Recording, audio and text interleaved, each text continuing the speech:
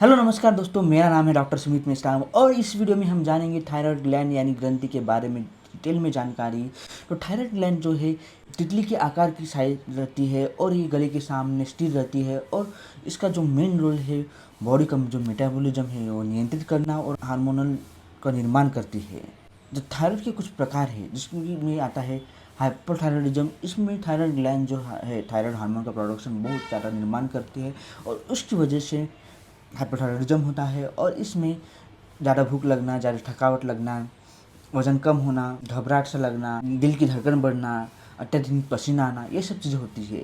दूसरा चीज़ जो है हाइपोथायराइडिज्म, उसमें जो है थायराइड हार्मोन का निर्माण जो है वो कम हो जाता है और उसकी वजह से हाइपोथायराइडिज्म होता है और उस पेशेंट का जो वज़न बढ़ जाता है, आलसी बनना, सुस्त सुस्त लगना, थकान सी महसूस करना और ठंड का अनुभव करना।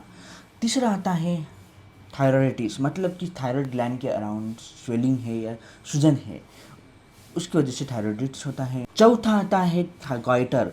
गॉइटर क्यों होता है? गॉइटर में जो है उसका थायराइड जो ग्लैंड है उसका आकार बहुत बड़ा हो जाता है और उसकी वजह से गॉइटर होता है। उसमें खास करके हिली एरिया में देखा जाता है और उसमें आयोडीन की मात्रा कम हो सकती है, चांसेस रहते हैं और इस ज़्यादातर फीमेल में ही देखा जाता है। फिर थायराइड के लक्षण क्या आते हैं? थायराइड के लक्षण में आता है थकान या कमजोरी महसूस करना, वजन में बदलाव आता है, अपने जो बॉडी में ठंड या गर्मी की संवेदनशीलता महसूस करना, बालों या स्किन में चेंजेस आ सकते हैं। तो फिर थायराइड के विकारों के लिए रक्त परीक्षण की जांच करना बहुत ज़रूरी है। उसमें आता है T3, T4 और TSH यानी थायराइड स्टिमुलेटिंग हार्मोन की लेवल चेक करना। फिर हार्मोन लेवल की जांच करने के बाद उसके अकॉर्डिंग उसके लिए दवाइयाँ दी जाती है यानी मेडिसिन दिए जाते हैं और मेडिसिन प्राइमरी ट्रीटमेंट है। अगर उस पर कंट्रोल नहीं हुआ या ज़्यादा भी बड़ा थायराइड है तो उसके लिए रेडियोथेरेपी भी किया जाता है और कुछ केसेस में ग्लैंड्स में जैसे गॉइटर में उसके लिए खास करके सर्जरी किया जाता है। सबसे पहले थायराइड से बचने के लिए क्या कर सकते हैं? थायराइड स्वास्थ्य के लिए उस सबसे इम्पोर्टेंट है अपनी जीवन शैली और स्वास्थ्य के रिलेटेड चीज़ें बहुत ज़रूरी है। तो स्वास्थ्य के लिए उचित आहार ज़रूरी है। अपने आहार में आयोडीन की मात्रा ज़रूरी है। आयोडीन, सेलेनियम, जिंक ऐसे उनकी मात्रा बहुत ज़्यादा प्रमाण में होनी चाहिए।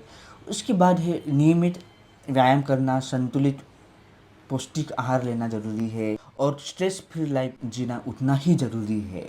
तो ये था थायराइड के बारे में संपूर्ण जानकारी। अगर आपको कोई सवाल है तो वीडियो के कमेंट बॉक्स में कमेंट कीजिए, मैं आपकी मदद करने की कोशिश करूँगा।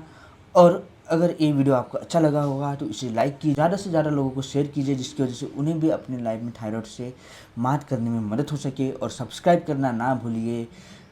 Thank you so much.